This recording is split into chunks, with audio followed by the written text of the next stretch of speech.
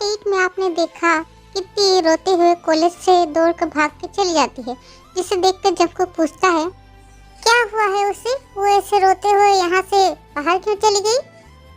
आयु हंसते हुए जंगकुक को बोलने लगी, पता है आज मैं उसे एक अच्छा सबक सिखाई हूँ। क्या किया है तुमने। मैं पहले उसे झूठ बोली कि आज मैं ट्रीट दूंगी, उसे बोल के मैं और मेरे फ्रेंड्स कैंटीन चले गए उसे लेके, और हमने वहाँ पर बहुत खाना खाया, बहुत तरह का ऑर्डर किया, और जब बिल आया तो हमने टी से कहा कि तुम बिल भरो। पहले वो मना कर रही थी, फिर हमने उसे झूठा साबित कर दिया जाए, तब उसने बिल भरा। इस तरह से किसी के पैसे को लेके मजाक करना ठीक नहीं है आयु, समझी तुम। छोड़ो ना बेबी उसकी बातें, वो लड़की बहुत भाव दिखाती थी, बहुत अकड़ दिखाती थी ना, सारी अकड़ निकाल दी मैंने, अब कोई भाव नहीं दिखाएगी वो। ती रोते हुए अपने घर आ गई। ऐसा मेरे साथ ही क्यों होता है, लोग मुझे धोखा क्यों देते हैं, क्यों करते हैं मेरे साथ बुरा, मैंने किसी क्या बिगाड़ा है। अब अलमारी में बस 4000 रुपए ही है, सुबह दिया की माँ ने 1000 रुपए जो दिया था उसी से तो मैंने कैंटीन का बिल भरा, अब मैं क्या करूं।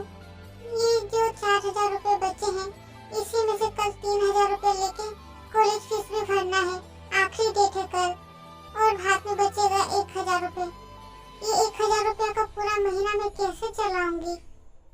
4 बजे उठ के ट्यूशन पढ़ाने के लिए चली जाती है, फिर 2 ट्यूशन पढ़ाने के बाद वो वापस अपने घर आती है और देखती है कि लिशा दीदी तो घर में है।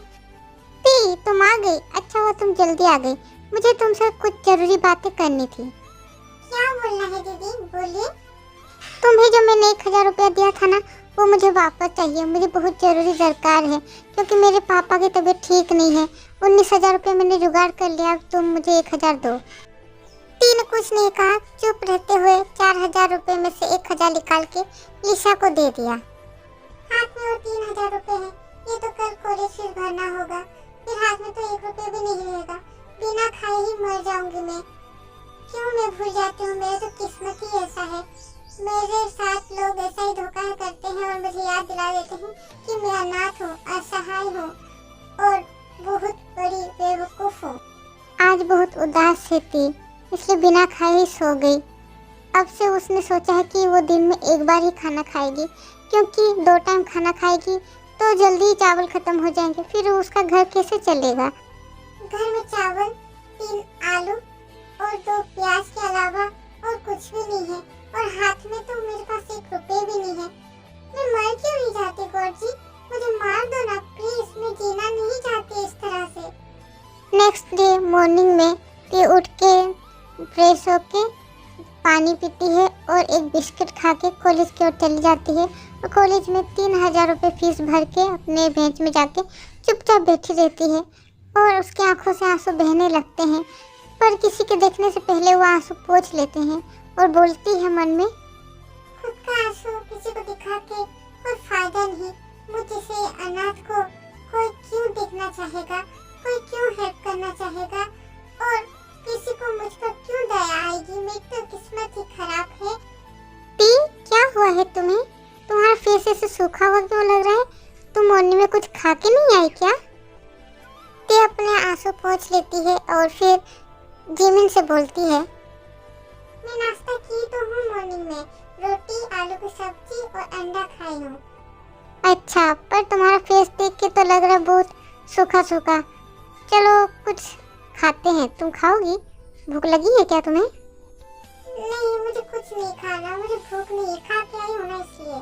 अच्छा, तो तुम खाना खा के आई हो इसलिए तुम बार बार पानी पी रही हो इतना, है ना। सच्ची मैं खाना खा के आई हूँ, बस थोड़ा सा प्यास ज्यादा लग रही है आज, इसलिए बार बार पानी पी रही हूँ सच्ची। ब्रेक टाइम में जिमिन और टी जाके ग्राउंड में बैठी है और सब लोग कुछ ना कुछ खा रहे हैं, तो जिमिन बोल रही है, चलो ना टी हम भी कुछ ना कुछ खाते हैं, सब लोग यहाँ पर खा रहे। पर टी बस पानी पीती जा रही थी, और पानी खत्म हो गया तो टी पानी भरने के लिए जाती है। तब पानी भरने के बाद वो पीछे घूम के देखती है कि जंगकुक वहाँ उसके पीछे खड़ा हुआ है पानी भरने के लिए। जंगकुक जब टी को देखता है तो परेशान हो जाता है, वो देखता है कि टी के फेस में क्या मुरझाया हुआ क्यों लग रहा है? लग रहा है कितना दिनों से कुछ खाया पिया नहीं है इसने। पर जंगकुक टी को कुछ नहीं बोलता, पानी भर के वहाँ से चला जाता है।